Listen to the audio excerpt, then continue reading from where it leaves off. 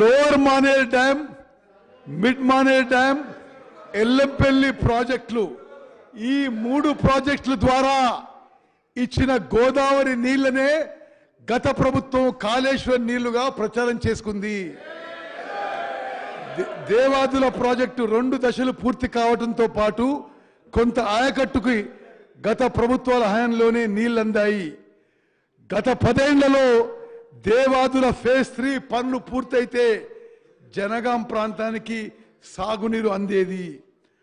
ఉమ్మడి ఖమ్మం జిల్లాలోని రాజీవ్ సాగర్, ఇందిరా సాగర్ ప్రాజెక్టులను సీతారామ ఎత్తిపోతల పేరుతో రీడిజైన్ చేసి 7,000 కోట్లు ఖర్చు చేశారు. దీని కింద ఒక్క ఎకరం కూడా నీళ్లు ఇవ్వలేని విషయం ఈ సభ దృష్టికి తీసుకొస్తున్నా. ఉమ్మడి కరీంనగర్ జిల్లాలో పొడుబ్రహ్మ గారు, ఉమ్మడి కరీంనగర్ జిల్లాలో గౌరవెల్లి ప్రాజెక్టును అక్కడే కూర్చొని పూర్తి చేస్తానని అన్న పెద్ద మనిషి పూర్తి చేయలేదనే విషయం నేను గుర్తు చేస్తున్నా. మహారాష్ట్ర నుంచి ఎస్ఆర్ఎస్పి ప్రాజెక్టుకు నీళ్లు రాకుంటే కాళేశ్వరం నుంచి నీళ్లు రివర్స్ ఎత్తిపోసేందుకు తలపెట్టిన ఎస్ఆర్ఎస్పి పునరుజ్జీవం ప్రాజెక్టు ఫలితం ఇవ్వలేకపోయింది. ఎల్లంపల్లి నుంచి తెచ్చిన నీళ్లను ఎస్ఆర్ఎస్పి కాలువ ద్వారా వివిధ దశల్లో లిఫ్ట్ చేసేందుకు చేపట్టిన ఈ ప్రాజెక్టు అంచనా వ్యయం 2 దాటింది. Doctor BR Ambedkar Pranahita Chevella project రీడిజైన్లో జరిగిన అనర్థాలు, గోదావరి నుంచి ఏటా సముద్రం వైపు పరుగులు తీస్తున్న నీటిని మెట్ట ప్రాంతాలకు మళ్లించాలనే లక్ష్యంతో ఉమ్మడి రాష్ట్రంలో జలయజ్ఞంలో భాగంగా డాక్టర్ బిఆర్ అంబేద్కర్ ప్రాణహిత చేవెళ్ల సుజల శ్రవంతి ప్రాజెక్టును ఆనాటి తలపెట్టింది. ప్రాణహిత నదిపై ఆదిలాబాద్ జిల్లా తుమ్మడిహెట్టి వద్ద బ్యారేజ్ నిర్మించాలని తలపెట్టారు. వార్దా, వైన్ గంగా నదులు కలిసి ప్రాణహిత నదిగా మారే స్థానం ఇది. ఇక్కడి నుండి 160 టీఎంసీ నీటిని ఎత్తిపోవాలని అప్పటి ప్రతిపాదన. ఈ ప్రాజెక్టు డిజైన్ ప్రకారం తుమ్మడిహెట్టి నుండి నీటిని వివిధ దశల్లో పంపింగ్ చేస్తూ 600 మీటర్ల ఎత్తున చేవెళ్ల వరకు వివిధ దశల్లో నీటిని లిఫ్ట్ చేయాల్సి ఉండే. 8 ఉమ్మడి జిల్లాల్లో 16,40,000 ఎకరాలకు సాగునీరు అందించడంతో పాటు దారిలో ఉన్న గ్రామాలకు, హైదరాబాద్ నీటి తాగునీటి అవసరాలకు, పారిశ్రామిక అవసరాలకు నీటిని కేటాయించే ప్రణాళిక. ఈ ప్రాజెక్టును 38,500 కోట్లతో మొదలు పెట్టగా గత ప్రభుత్వం రీడిజైన్ పేరుతో దీన్ని కాళేశ్వరం ప్రాజెక్టుగా మార్చి నిర్మాణ వ్యయాన్ని గత ప్రభుత్వం 1,47,000 కోట్లకు పెంచిన విషయం ఈ సభ ద్వారా నేను మరోసారి ప్రజలకు తెలియజేస్తున్నాను. తుమ్మడిహెట్టి వద్ద పనులు చేయకుండా 100 కిలోమీటర్ల దిగువన మేడిగడ్డ వద్ద కాళేశ్వరం ప్రాజెక్టుని మొదలుపెట్టింది.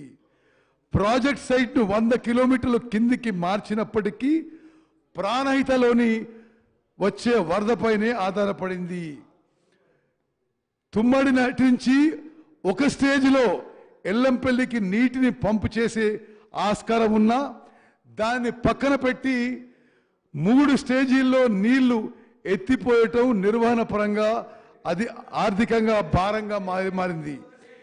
కేవలం 21 మీటర్లు మాత్రమే నీటిని ఎత్తిపోస్తే ఎల్లంపల్లికి నీళ్లు చేరడానికి బదులు 3 స్టేజీల్లో 50 మీటర్లు ఎత్తుకు లిఫ్ట్ చేసి తప్పుడు ప్రణాళికలు ఆలోచనలు చేశారు.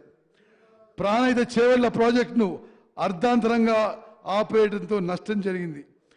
తుమ్మడిహెట్టి నుంచి 4 ప్రాజెక్ట్ ప్యాకేజీల్లో మైలారం వరకు 71 కిలోమీటర్లు గ్రావిటీ కాలువ తవ్వి లైనింగ్ చేసి వృధాగా వదిలేశారు. ఎల్లంపల్లికి ఎగువన 4-5 ప్యాకేజీల్లో 56,000 ఎకరాల ఆయకట్టుకు నీళ్లు అందకుండా పోయింది. తుమ్మడి ఎట్టి కడితే ఇప్పటికే తవ్విన 2 టీఎంసీల గ్రావిటీ కాలువను ఉపయోగించుకొని ఆసిఫాబాద్, సిర్పూర్, బెల్లంపల్లి, చెన్నూరు, మంచిర్యాల నియోజకవర్గంలోని 2 లక్షల ఎకరాలకు నీళ్లు అందుతాయని ఆశపడ్డ రైతులు మోసపోయారు. అధ్యక్ష, వికారాబాద్ విషయం కూడా మీరు గమనించాలి.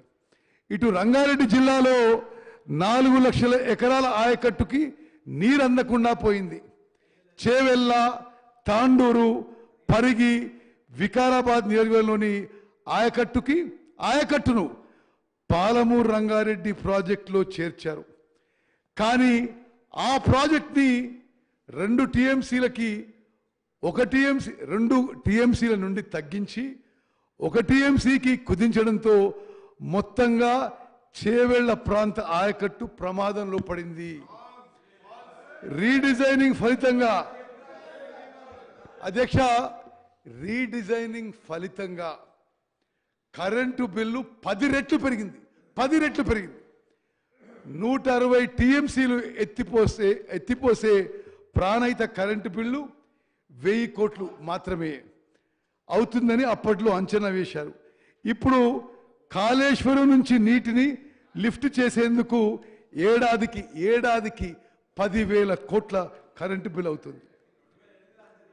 కాళేశ్వరం ప్రాజెక్టు గురించి నేను కొన్ని విషయాలు ఈ సభ ద్వారా యావత్ తెలంగాణ ప్రజానికి తెలియజేయాలి. క్యాగ్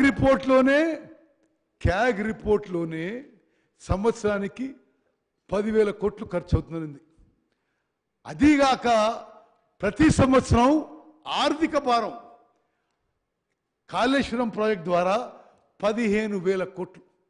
అంటే రాష్ట్రానికి కాళేశ్వరం ప్రాజెక్టు ద్వారా 25,000 కోట్ల ఆర్థిక భారం పడబోతున్న విషయం మరి గమనించాలని రిక్వెస్ట్ చేస్తున్నాను అధ్యక్ష. కాళేశ్వరం సమీపంలోని మేడిగడ్డ వద్ద గోదావరి నదిపై బ్యారేజ్ నిర్మించి అక్కడి నుంచి అన్నారం, అక్కడి నుంచి సుందిల్లా 3 చోట్ల 180 టీఎంసీల నీటిని లిఫ్ట్ చేసి శ్రీపాద ఎల్లంపల్లి ప్రాజెక్టుకు నీటిని లిఫ్ట్ చేసి తెలంగాణలోని 7 ఉమ్మడి జిల్లాలకు సాగునీటి అందించేందుకు ఈ భారీ ప్రాజెక్టు చేపట్టారు. కాలువలు, సొరంగాలు, లిఫ్ట్లు, పంప్ హౌజులు, జలాశయాలు, డిస్ట్రిబ్యూటర్ ద్వారా మొత్తం 19,63,000 ఎకరాలకి సాగునీటి అందించాలని ప్రతిపాదించారు. రికార్డు వేగంతో కట్టినట్లు అద్భుతమని చెప్పుకున్న ఈ ప్రాజెక్టు తెలంగాణ పాలిట గుదిబండగా మారింది. ప్లానింగ్తో పాటు డిజైన్ల లోపంతో ఈ ప్రాజెక్టు 5 ఏళ్లలోనే మూలన పడింది. ఇదేమీ పట్టించుకోకుండా అదనపు టీఎంసీ లిఫ్ట్ చేసేందుకు సిద్ధపడటం అప్పటి ప్రభుత్వపు అనాలోచిత నిర్ణయాలకు అద్దం పట్టింది. గడిచిన 5 ఏళ్లలో సుందిల్ల నుంచి 162 టీఎంసీల నీటిని లిఫ్ట్ చేసి 51 టీఎంసీల నీటిని గేట్లు ఎత్తి మళ్ళీ సముద్రంలోకి వదిలేశారు. అంటే ప్రతి సంవత్సరం 180 టీఎంసీ అని చెప్పిండ్రు. 5 ఏళ్ల పాటు పూర్తిగా లెక్కేస్తే 5 ఏళ్ల పాటు లెక్కేస్తే లిఫ్ట్ చేసింది 162 టీఎంసీ. 162 టీఎంసీలో మళ్ళీ 51 టీఎంసీ వదిలేశారు. దీంతో ఎత్తిపోతలకు ఖర్చు పెట్టిన నిధులన్నీ గోదావరి పాలయ్యాయి. మేడిగడ్డ నుంచి నీటిని ఎత్తిపోసడంతో ఎగువ నుంచి భారీ వరద వస్తే ఎల్లంపల్లి, సుందిల్లా, అన్నారం, మేడిగడ్డ గేట్లు ఎత్తి అప్పటి వరకు లిఫ్ట్ చేసిన నీటిని వృధాగా సముద్రంలోకి వదిలేయాల్సి వచ్చింది. ఈ ప్రాజెక్టుగా అయ్యే కరెంటు బిల్లులు సరే నేను గతంలో చెప్పిన మళ్ళీ రిపీట్ చేయను. కాళేశ్వరం మరి ప్రాజెక్టుగా అయ్యే కరెంటు బిల్లు 10,000 కోట్లు. మరి అధ్యక్ష హరీష్ రావు గారు